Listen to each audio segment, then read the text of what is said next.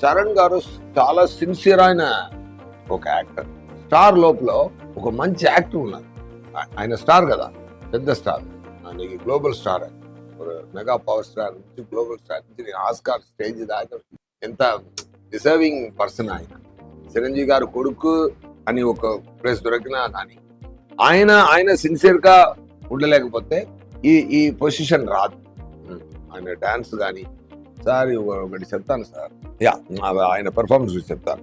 Humble అండి. First of all director గారు ఏం చెప్తున్నారో అదికి హంబుల్ పర్సన్.